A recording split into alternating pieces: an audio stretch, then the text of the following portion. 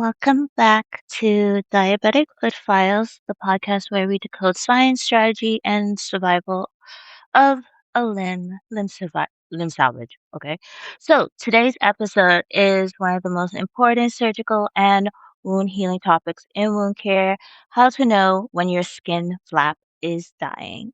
So we'll talk about the early warning signs, venous congestion versus arterial ischemia, microvascular physiology of skin flaps, surgical mistakes, and etc. It's a whole plethora of things.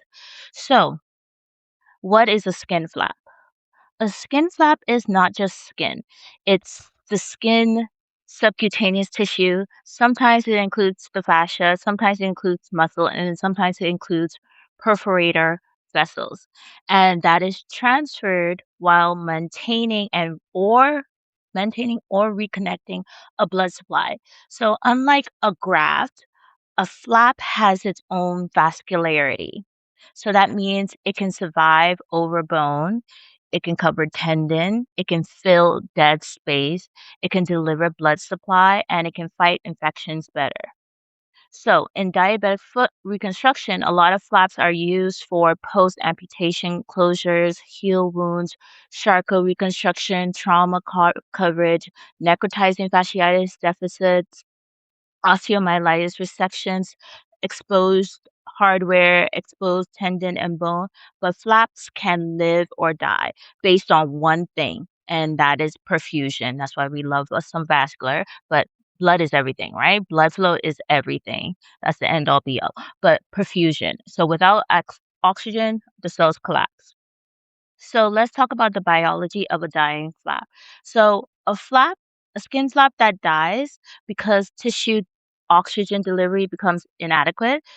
This is usually happens from arterial insufficiency, venous congestion, compression, thrombosis, excess tension, infection, and microvascular collapse.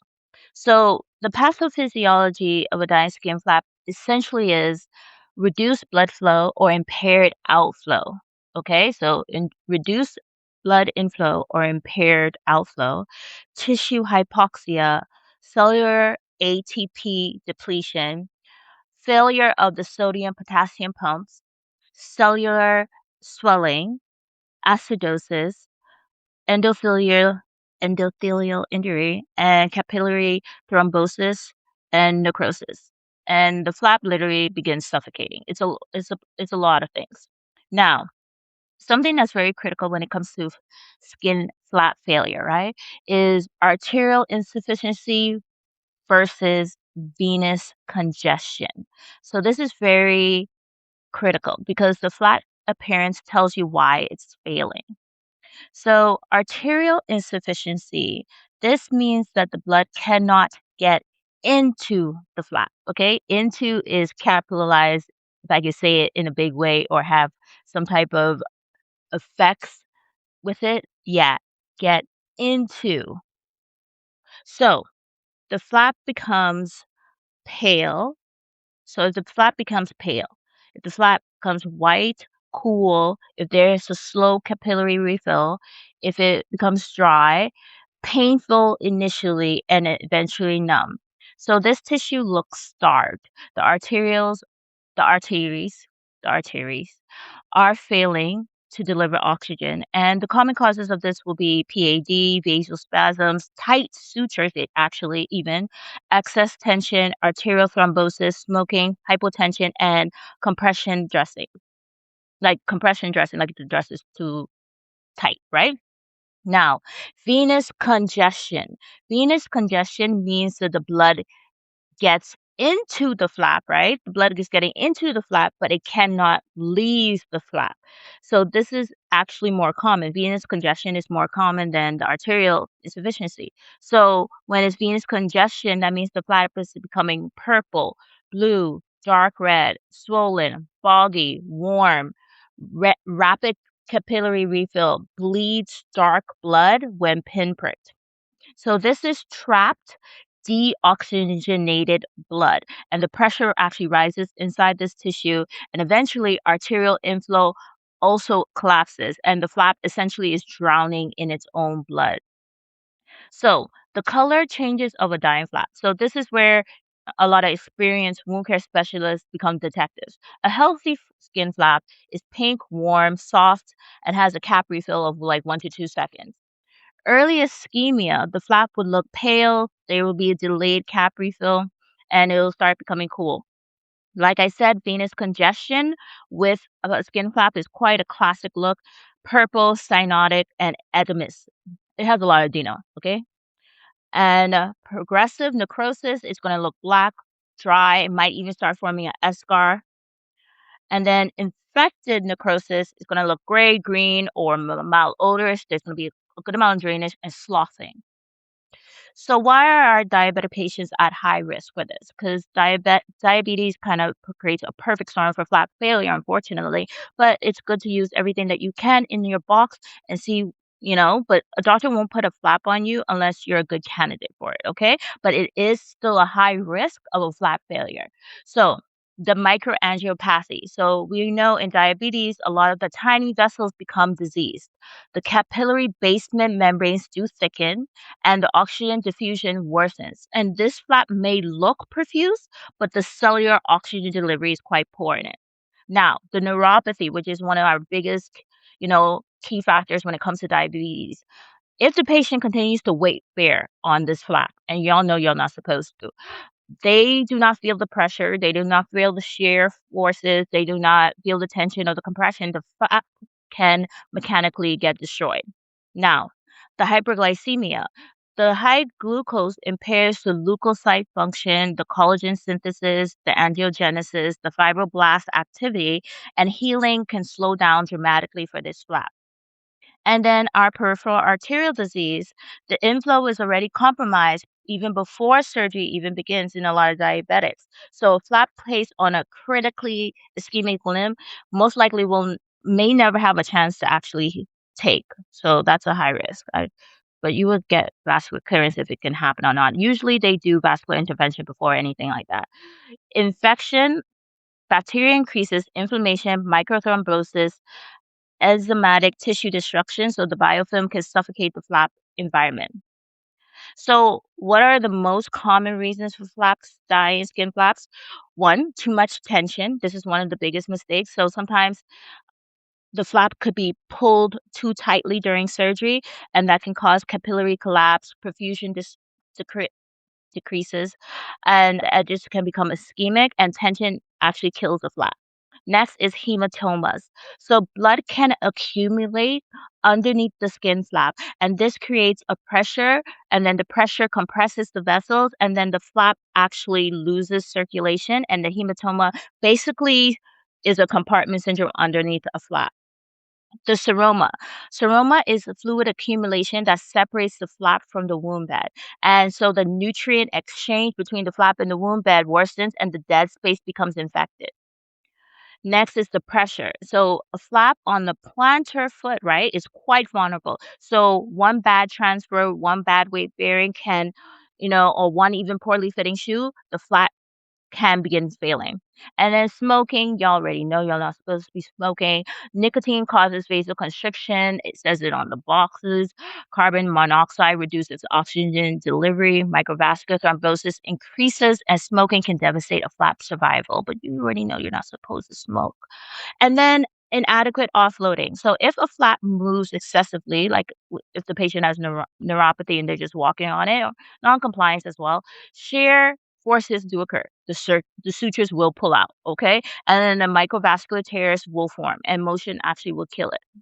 And then, like we said, infections like MRSA, Pseudomonas, anaerobe, and polymicrobial diabetic foot infections, these organisms love to destroy tissue rapidly. So, what are some of the early warning signs that the flap is dying? Okay, because you have to act fast when it comes to this. Like I said, red flags are an increasing dusky appearance, a purple discoloration, cool temperature. So you got to use the back of your hand to measure it, or you know what? Use those temperature little probes to like that they use on your head, test the temperature, and then compare to contralateral, you could do that. Loss of capillary refill, increased edema, blister formation, I don't think that's a good sign. Epidermolysis, skin separation, dark drainage, increased pain, foul odor, and necrotic edges. So blistering can be a major warning sign, especially a hemorrhagic bullae. So this means that there's already vascular compromise and it may be already severe. But the body really does talk to you. You just have to learn how to understand it when it's talking to you. So how do we like assess failing flap, like a assessment of it? One big thing is the cap refill. So normal is 1 to 2 seconds. Delayed, most likely that's because of arterial compromise. A rapid dark refill will be most likely venous congestion.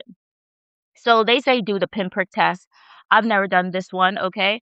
But when I was doing my research, they mentioned this. So pinprick, if you have bright red blood, that means there's good arterial flow. If there's dark sluggish blood, that means that it's venous congestion.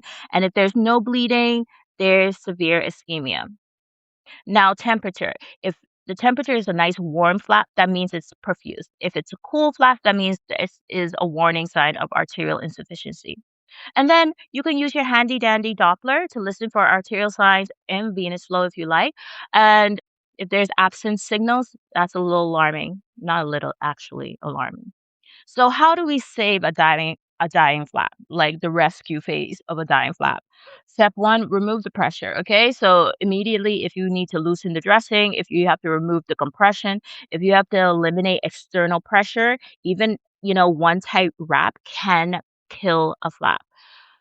Two is reduce the tension. Sometimes sutures need to be released. Okay. So opening the wound might slightly may save some of the tissue. Okay. Step three, if you have a hematoma, you're gonna have to evacuate the hematoma. Okay, so if there's blood trapped, you have to drain it immediately. The pressure, this is for clinicians, okay, but it's good for patients to understand what's going on as well. Okay, this is his medical education. Not patients know better not to do this at home. Don't ever call your doctor if you start noticing things like that. But this is mostly for clinicians. Evacuate the hematoma. So they're going to have to evacuate the hematoma if the blood is trapped because the pressure must come off the vessels. Now, improving the perfusion. So there are options to help improve your perfusion, such as lowering your glucose. You're probably going to have to call vascular for revascularization, warming the patient. They said correcting the hypotension, oxygen optimization. And in some centers, they use something called a nitroglycerin paste, and we'll talk about that in another episode. Hyperbaric oxygen. There are medicinal leeches that help with venous congestion, which is awesome. And then there's anticoagulation in select cases. And then if there is infection, we have to treat it aggressively. So cultures, debridement, broad spectrum antibiotics, contact ID if you have to, and biofilm control because dead tissue fuels bacterial growth. And then offload aggressively. So no pressure, no ambulation for that patient, no friction, no exceptions. Okay. So when is the flap no longer salvageable? So unfortunately, sometimes tissue death is complete, and those signs would be like a black eschar, mummified tissue, no bleeding, putrid odor, a full thickness necrosis, spreading infection, crepitus, and systemic toxicity. And at this point, debridement becomes necessary. Revisional surgery most likely will be needed, and sometimes amputation is unavoidable in this situation because the priority shifts from save the flap to save the limb.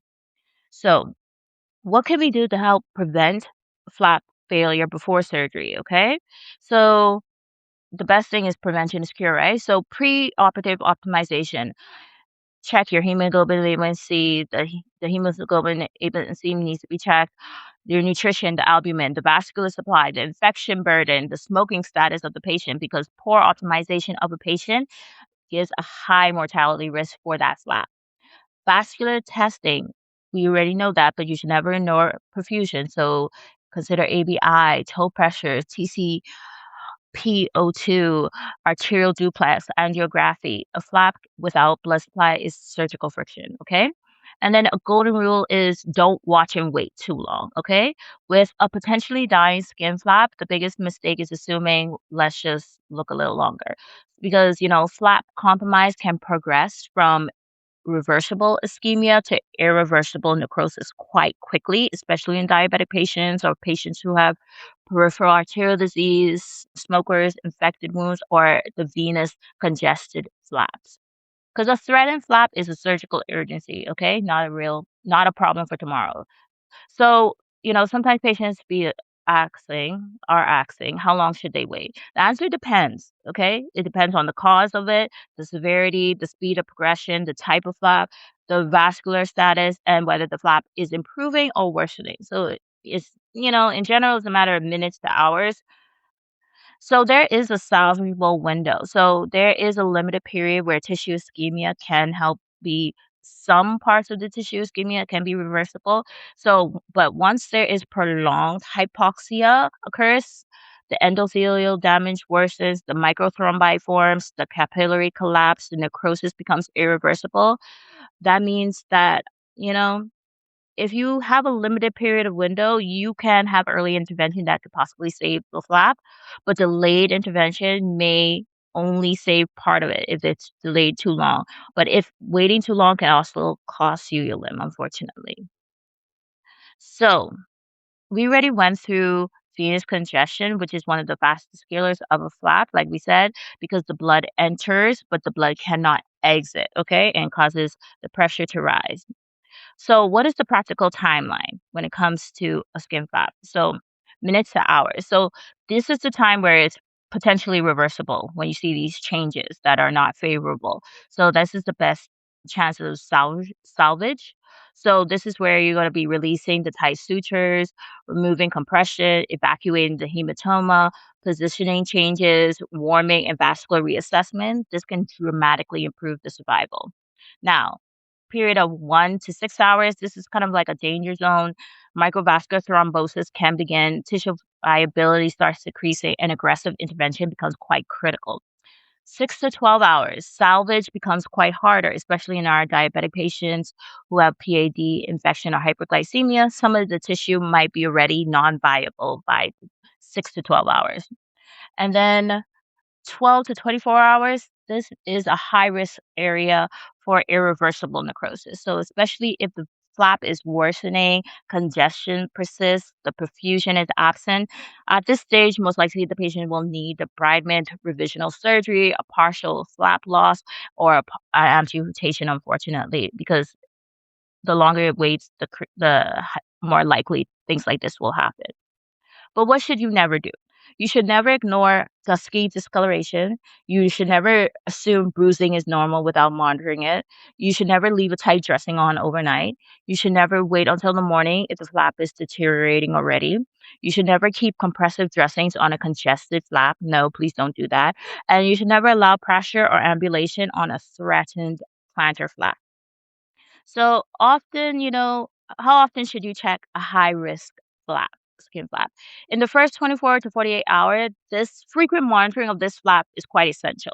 So many postoperative flap protocols, sometimes they check every hour initially, then they check to 2 to 4 hours, and they're assessing the color, the temperature, the sugar, the Doppler signals, the drainage, the pain, the swelling, because these early signs are quite subtle. So, like I said, clinical pearls, when it comes to this, it starts with mild duskiness, slight congestion, subtle cooling, and delayed cap refill. Okay. So, if intervention is happening early, the flap may fully recover. But if we wait too long and it becomes black, odorous, bullaes foaming, sloughing is happening, I believe the salvage window is kind of minimal at that time. So, what are our surgical principles for flap survival? Respect the perforators, avoid excessive undermining, preserve the vascular pedicles, avoid twisting the flap, avoid tension, eliminate dead space, use drains when needed, ensure offloading plans exist before closure because, healing is the biggest success for this. Now, let's talk a little bit about the psychology of flap failure because it is quite emotionally devastating because patients are invested into this procedure because they're trying to help their foot and save a part of their foot. Okay. So, flap failure is emotionally devastating for the patient, for the surgeon, for the wound care teams, for the family. So, essentially, after multiple surgeries, long salvageable attempts, and hopeful recovery periods, a flap becomes quite symbolic to a patient, in my opinion. So if it fails, the patient morale can collapse. And that's why education matters. That's why early detection matters. That's why team communication matters. And that's why honesty matters so much. So, what are some of the rapid clinical pearls? Let's do a rapid fire when it comes to skin flaps. Pale flap, most likely is arterial insufficiency. A purple flap, most likely there's venous congestion. A cool flap, this is a danger zone. A tight closure, this is a big risk factor. A hematoma, you're going to have to evacuate it. So it's going to have to go to surgery or they have to evacuate. Blisters, that is possible vascular compromise. Smoking, you already know that's a no. Microvascular poisoning of that flap. Hyperglycemia, we already know high blood sugar is a healing suppressor. And then offloading, absolutely critical. So, in the end, a flap doesn't just die suddenly, it dies in stages. So, if the clinicians recognize these signs and stages quite early enough, there is a high possibility that the tissue can be saved. The key is vigilance. So, we have to watch for the color, the temperature, the tension, the drainage, the edema, the cap refill, the odor, the pain, the progression. Because, like we always say, tissue usually whispers before it screams, and we learn that a lot in diabetic limb salvage. So, this has been Diabetic Foot Files. I hope people like this episode. Keep watching the tissue, keep protecting the perfusion, keep saving the limb. And you know what? A flap doesn't die suddenly at midnight. It dies minute by minute, capillary by capillary, cell by cell, and every hour there's a delayed intervention. The tissue moves further from rescue. Okay? So this is Diabetic Foot Files, and remember, a flap survives not because it was sewn correctly. It's because the blood flow supply was respected. And this is Diabetic Foot Files. I'm Dr. G, and take care of your feet because they take care of you.